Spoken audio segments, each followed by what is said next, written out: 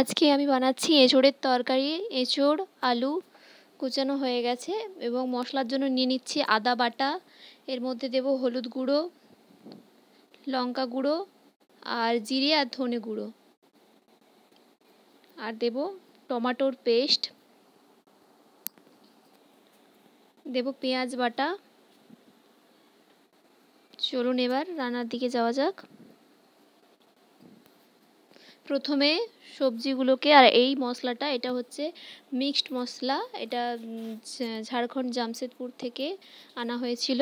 কড়াইতে সর্ষের তেল দেব, সর্ষের তেল গরম হয়ে গেলে এবারে এঁচোড়টা আর আলুটা ভেজে নেব। প্রথমে আলুটা ভেজে নিচ্ছি, ভালো করে কষিয়ে নেব এবং এর ভাজার সময় নুন দেব। নুন দিলে কি সবজিটার মধ্যে নুনটা ঢুকে যায় এবং খাওয়ার সময় ভালো লাগে খেতে।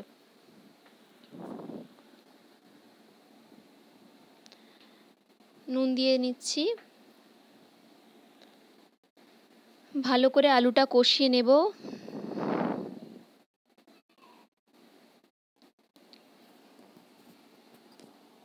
এই সময় এঁচোড়টা খেতে খুবই ভালো লাগে, আর এখন বাড়ি বাড়ি সবার বাড়িতেই এঁচোড় হচ্ছে। এঁচোড় আর সজনে ডাঁটার রেসিপি একদম মাস্ট। আলুটা ভাজা হয়ে গেছে, এবার তুলে নিচ্ছি আলুটা। এবার এঁচোড়টা ভেজে নেব।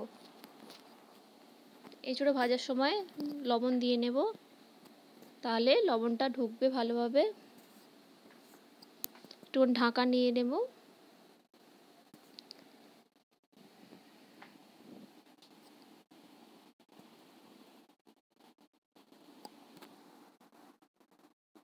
চিনি দিলাম মশলার মধ্যে, চিনিটা অ্যাড করলাম। এবার এঁচোড়টা ভাজা হয়ে গেছে, এঁচোড়টা তুলে নেব। এক হাতে মোবাইল ধরে এই ক্যামেরা করে ভিডিও করতে খুবই অসুবিধে হয়, তাও করছি।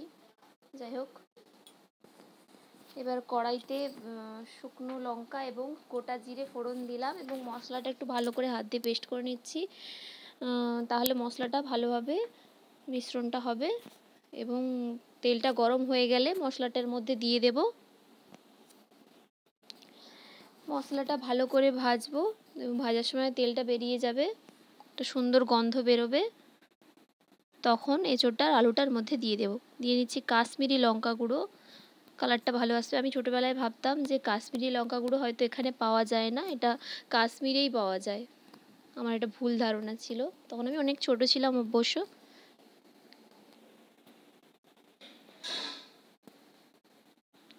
দিয়ে নিচ্ছি টমেটো সস, আপনাদের কাছে না থাকলে নাই বা দেবেন, কোনো অসুবিধা নেই।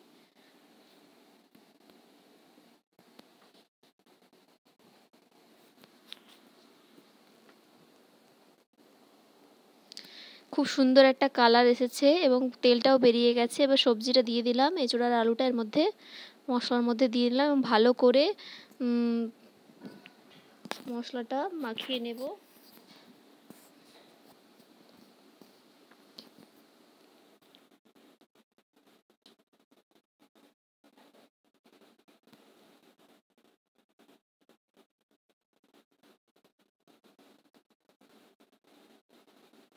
এবার জল দিয়ে নেব, আর মশলা ধোয়ানো জল, মানে বাটির জলটা দিলে রান্নার টেস্টটা ভালো হয়, সকলে বলে। এটা অবশ্য আমারও মনে হয়।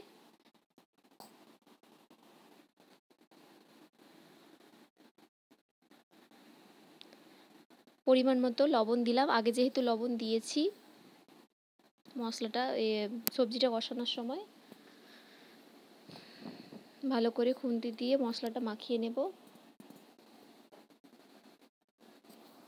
আর একটু জল দিয়ে দিলাম। এবার যতটা পরিমাণে জল দেব পুরো জলটা দিয়ে দিলাম, দিয়ে এবার ঢাকনা দিয়ে দেব। কিছুক্ষণ পরে এসে দেখব সেদ্ধ হয়েছে কিনা।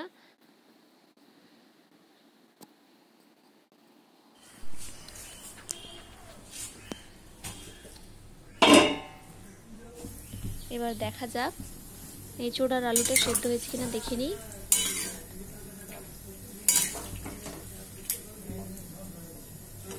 এঁচোড় সেদ্ধ হয়ে গেছে, আর এঁচোড়টা খুব নরম ছিল। আলুটাও সেদ্ধ হয়ে গেছে। ঝোল এতটা বাকি রয়ে গেল, সেটা হলো গরম মশলা। তাই নিরামিষ করলে আমি অবশ্যই ঘি দিতাম, কিন্তু যেহেতু পেঁয়াজ দিয়েছি তাই ঘি দিচ্ছি না। মশলা দিয়ে দেবো। অনেকেই দিয়ে থাকে, কিন্তু এটার টেস্টটা নষ্ট হয়ে যায়। গরম মশলা গুঁড়ো দিলাম।